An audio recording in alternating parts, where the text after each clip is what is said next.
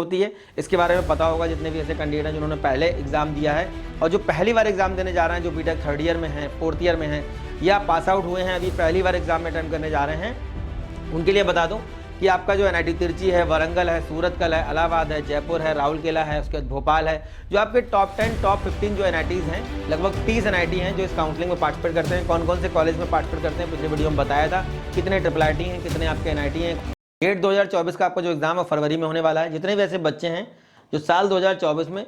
Gate में participate करने जा रहे हैं, उनका टारगेट रहता है कि अगर हमको एक अच्छा स्कोर मिल जाएगा, मान लीजिए गेट का आपका जो है अच्छा स्कोर आ जाता है, तो आपको पीएसयूज़ के अंदर जॉब मिल जाती है। पीएसयूज़ में आपका कट ऑफ क्या क्या रहता है, वैकेंसीज उनकी कब कब आती हैं, लास्ट वीडियो में उसमें हमने बात किया था। और उसके अलावा दूसरा ऑप्शन रहता है कि अगर स्कोर अच्छा नहीं रहा या अगर आप ज़्यादा वेट नहीं कर सकते हैं कि वैकेंसी कब आएंगी, कब हमें वहाँ पर अप्लाई करेंगे, कब कॉल आएगा, तो आप बच्चा क्या करता है, हायर स्टडीज़ में जाता है। अब हायर स्टडीज़ में जाने के लिए क्या करना होता है, उसको या तो आईआईटी ऑप्ट करेगा या फिर वो अगर बहुत अच्छा स्कोर है, बहुत अच्छा रैंक है, तो आप आईआईसी बेंगलोर बच्चे चले जाते हैं। इसके अलावा आपका निट्टी मुंबई है। इसके अलावा लास्ट में आपके आते हैं फिर एनआईटीज़। तो ये जितने भी आपके हायर स्टडीज़ के कॉलेज हैं, आईआईटीज़ हैं, आईएससी है, निट्टी मुंबई है जो कि अब आईएम बॉम्बे हो गया है, और उसके बाद आपके एनआईटीज़ आते हैं टॉप के। तो हायर स्टडीज़ में जाने के लिए आपको क्या करना होता है कि आपको वहाँ पर एमटेक के ऑप्शन मिलते हैं, मास्टर ऑफ साइंस एमएस के ऑप्शन मिलते हैं और पीएचडी कर सकते हैं। तो जितने भी आपके हायर स्टडीज़ के इंस्टीट्यूट हैं उसमें हमने कई सारे आईआईटीज़ के कट ऑफ के ऊपर बात की कि आईआईटीज़ में अगर आपको डिफरेंट डिपार्टमेंट में डिफरेंट डिसिप्लिन में अगर आप एमटेक करना चाहते हैं, एमएस करना चाहते हैं, उसका कट ऑफ क्या रहा है प्रीवियस ईयर में, और साल 2024 में अगर आप जाना चाहते हैं आईआईटीज़ के अंदर या आईआईसी बेंगलोर के अंदर, तो उसमें आपको क्या कट ऑफ, क्या स्कोर आपको चाहिए होगा। जो आपका गेट का 1000 का जो आपका स्कोर रहता है उसमें से कितने ना स्कोर आपको लाना पड़ेगा, या जो 100 नंबर का आपका जो पेपर हो रहा है उसमें कितने नंबर आपको लाने पड़ेंगे। तो आज की वीडियो हम लोग बात करने वाले हैं कि एक आपका सीसीएमटी की काउंसलिंग होती है, इसके बारे में पता होगा जितने भी ऐसे कैंडिडेट हैं जिन्होंने पहले एग्जाम दिया है और जो पहली बार एग्जाम देने जा रहे हैं, जो बीटेक थर्ड ईयर में हैं, फोर्थ ईयर में हैं या पास आउट हुए हैं, अभी पहली बार एग्जाम में अटेम्प्ट करने जा रहे हैं, उनके लिए बता दूं कि आपका जो एनआईटी तिरची है, वारंगल है, सूरतकल है, इलाहाबाद है, जयपुर है, राउरकेला है, उसके बाद भोपाल है, जो आपके टॉप 10 टॉप 15 जो एनआईटीज़ हैं, लगभग 30 एनआईटी हैं जो इस काउंसलिंग में पार्टिसिपेट करते हैं। कौन कौन से कॉलेज में पार्टिसिपेट करते हैं पिछले वीडियो में बताया था, कितने ट्रिपल आईटी हैं, कितने आपके एनआईटी हैं, कौन कौन से सेंट्रल गवर्नमेंट के कॉलेज हैं, उन कॉलेजेस में जाने के लिए कितना स्कोर, कितने नंबर आपको चाहिए होंगे, ये लगातार नेक्स्ट आने वाले वीडियो में हम लोग बात करेंगे। चैनल को सब्सक्राइब कर लीजिए, वीडियो को लाइक करिए, दोस्तों को शेयर करिए, इससे वीडियो आने वाले लगातार आपको मिलते रहें। तो आज बात कर लेते हैं सीसीएमटी क्या है, यहाँ से आपको एमटेक किस तरीके से करना होगा, कैसे आपको अप्लाई करना होगा और कितने स्कोर की आपको जरूरत पड़ेगी। सीसीएमटी को बोलते हैं सेंट्रलाइज काउंसलिंग फॉर एमटेक, और ये आपका जो फॉर्म है ये आएगा आपका गेट के रिजल्ट के बाद, मतलब मार्च में आपका रिजल्ट आ जाएगा और उसके बाद आपका ये काउंसलिंग का पोर्टल ओपन होगा। आईआईटीज़ में जाने के लिए को पोर्टल पर रजिस्ट्रेशन करना होता है, उसका आपको अलग अलग फॉर्म अप्लाई करना पड़ेगा, लेकिन एनआईटीज़ में जाने के लिए या ट्रिपल आईटीज़ में जाने के लिए आपको एक फॉर्म भरना होगा सीसीएमटी का, और सीसीएमटी का फॉर्म भरने के बाद आपको कई सारे कॉलेजेस के ऑप्शन मिलेंगे, उसमें से आप अपने स्कोर के हिसाब से, कट ऑफ के हिसाब से, आप अपनी पिछले साल के जो रिकॉर्ड्स हैं उसके हिसाब से देख करके आपको पता होगा कि क्या स्कोर पे कौन कौन सा डिपार्टमेंट में क्या क्या आपको मिलने वाला है, उसके हिसाब से वहाँ पर अपने चॉइस फिलिंग करेंगे। चॉइस फिलिंग करने के बाद आपको round 1, round 2, round 3, round 4, round 5, round 6, 3 आपके जो है इनिशियल राउंड होंगे, 3 आपके स्पॉट राउंड होते हैं। आज हम बात करने वाले हैं सबसे लास्ट वाले राउंड की, जो आपका नेशनल स्पॉट राउंड होता है, स्पॉट राउंड 1, स्पॉट राउंड 2 और उसके बाद नेशनल स्पॉट राउंड। तो नेशनल स्पॉट राउंड मतलब हो गया आपका लास्ट एडमिशन, इसके बाद यहाँ पे आपको कोई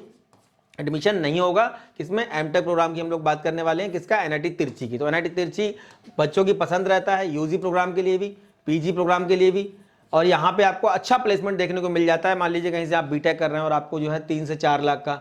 या चलिए मान लीजिए 5 से 7 लाख का भी पैकेज लगा हुआ है आपका, 8 लाख का भी पैकेज लगा हुआ है आपका, और आपको ऐसा लगता है कि नहीं अभी मेरे पास समय है, फैमिली से थोड़ा सपोर्ट और मिल जाएगा और मैं इस 8 लाख के पैकेज को 16 लाख, 17 लाख या 20 लाख तक पहुंचाना चाहता हूं, तो उसके लिए एक तरीका ये भी अच्छा है कि आप एनआईटी तिरची जो टॉप 10 के आपके एनआईटीज़ है या जो टॉप आपके जो ओल्ड वाले जो आईआईटीज़ हैं उसकी कई सारे वीडियो हमने बात की है, उसमें आप अपना एमटेक प्रोग्राम में ज्वाइन करके एक तो आपको स्टाइपन मिल जाएगा। स्टाइपन आपको कितना मिलेगा, 12,500 रुपये, ये आपको मिलेगा 24 महीने तक। और बाद में आपका जो प्लेसमेंट का जब आपका सीजन चल रहा होता है तो काफ़ी अच्छी अच्छी कंपनीज कैंपस के अंदर आती हैं और बहुत अच्छे अच्छे पैकेज बच्चों को मिलते हुए यहाँ से देखे गए हैं। तो बात करते हैं आज हम लोग NIT Trichy, NIT Tiruchirappalli PG program की हम लोग बात कर रहे हैं, किसकी, एमटेक की। एमटेक में जाने के लिए आपको 1000 नंबर का जो आपका गेट का स्कोर होता है, इसमें से आपको कितने नंबर, कितना स्कोर चाहिए होगा।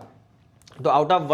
1000 जो आपका स्कोर रहता है, इसमें हम लोग बात करने वाले हैं कि general category, OBC category, SC category, ST category. Last round की बात कर रहे हैं तो यहाँ पे एससी एसटी की सीटें पहले ही भर जाती हैं। जो एससी जो हमारे SC/ST के कैंडिडेट हैं, जो इनिशियल राउंड होते हैं 1 2 3, जो स्टार्टिंग के 3 राउंड होते हैं, या फिर जो स्पॉट के जो 1 और 2 राउंड होते हैं, जो पहला स्पॉट दूसरा स्पॉट होता है, उसमें सारी सीटें बच्चों को मिल जाती हैं, पहले ही जो कैटेगरी वाले बच्चे होते हैं। लेकिन ये जो जनरल कैटेगरी के बच्चे हैं और जो OBC के बच्चे हैं, इनको बाद वाले राउंड तक काफ़ी कम स्कोर पे भी अच्छे डिपार्टमेंट में उनको जो है एमटेक मिल जाता है। यहाँ देखिए हम थर्मल पावर इंजीनियरिंग की बात करें 482 आउट ऑफ 1000 में जनरल की बात कर रहा हूँ। जियो technical engineering 403, industrial safety engineering 391, industrial engineering management 511,